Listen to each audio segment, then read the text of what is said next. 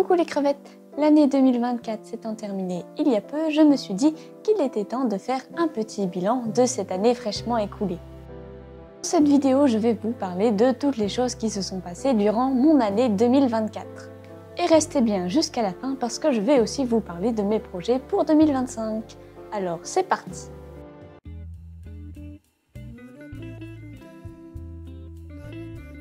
On commence tout d'abord par mon bilan lecture 2024. Cette année a été très riche au niveau littéraire. J'ai lu en tout une 60aine de livres, tous genres confondus. Pour ce qui est des romans, j'en ai lu exactement 34. J'ai aussi découvert le format webtoon qui m'a beaucoup plu. Dans cette partie, je vais donc vous parler de mes coups de cœur littéraires 2024.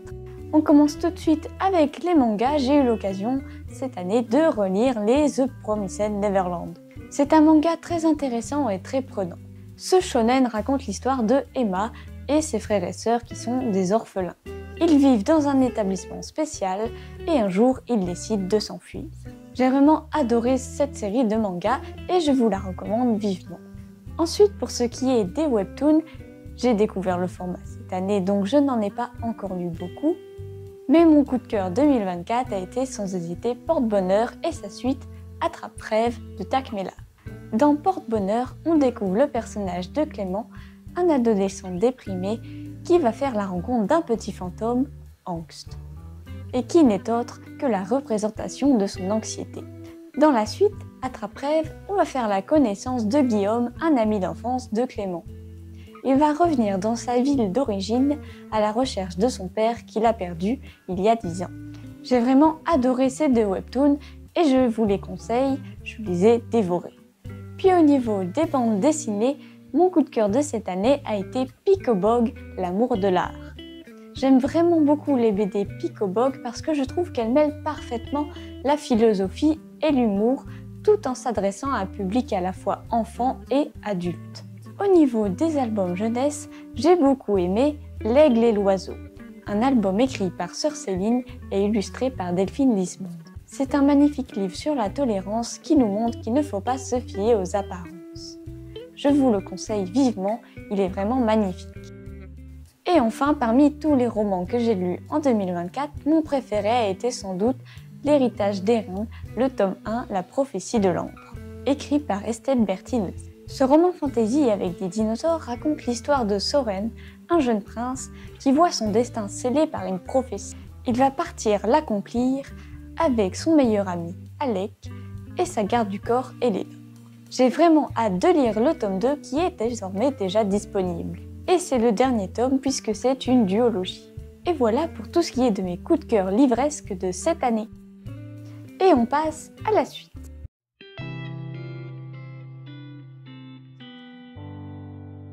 Dans cette partie, je vais vous parler de tous les projets qui m'ont occupé pendant cette année 2024. En janvier 2024, j'ai commencé l'année avec le projet de faire un abécédaire des oiseaux.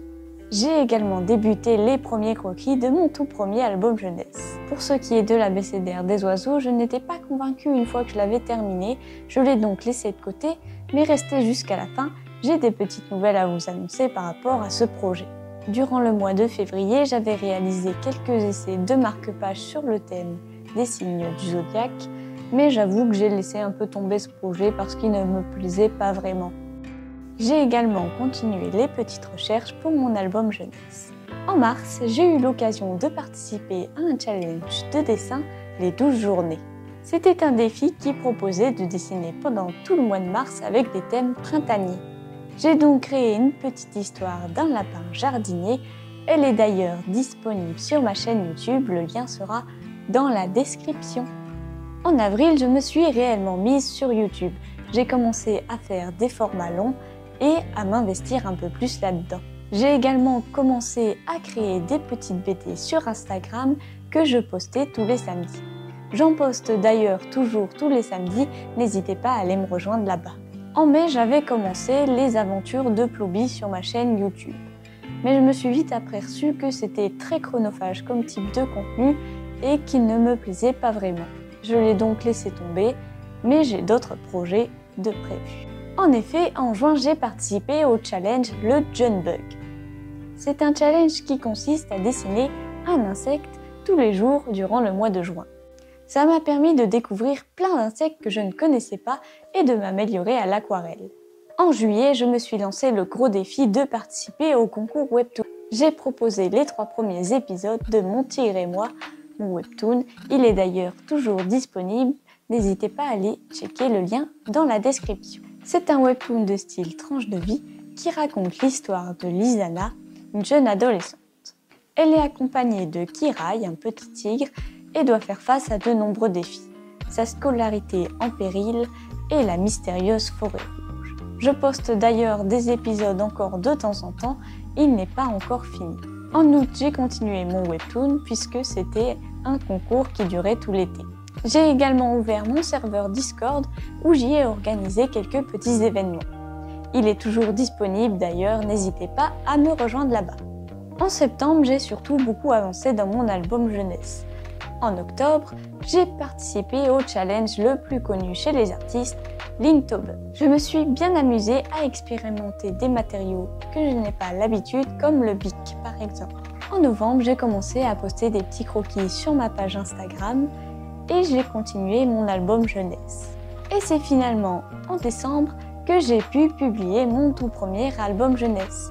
N'hésitez pas à aller y jeter un coup d'œil, le lien est en description. J'ai également ouvert ma boutique Redbubble, elle sera disponible toute l'année et je continuerai de mettre de nouveaux produits à chaque saison. Je vous en dis plus tout de suite après.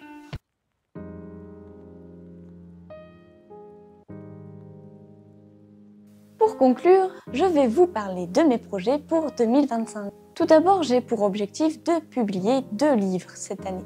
Le premier, L'Odyssée des perles, sera un roman illustré, fantasy et philosophique. Il racontera l'histoire d'Alizarine, une jeune fille qui part à la recherche des perles de sagesse. Mon deuxième livre sera un album jeunesse de Noël. Il racontera l'histoire d'un cerf qui voulait être reine du Père Noël. Ensuite, au niveau de ma boutique Redbubble, je vais vous proposer des collections pour chaque saison. Donc, printemps, été, automne et hiver. Pour celle du printemps, je vais réutiliser cette idée d'abécédaire des oiseaux. Cependant, je vais remanier tous les designs.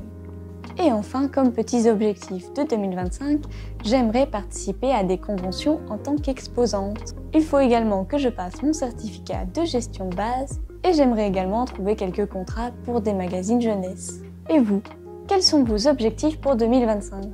Dites-moi tout dans les commentaires.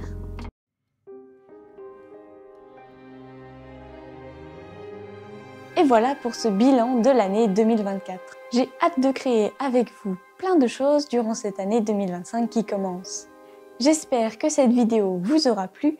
Si c'est le cas, n'hésite pas à mettre un petit like et à t'abonner. Nous on se retrouve bientôt pour de nouvelles vidéos. À tantôt les crevettes!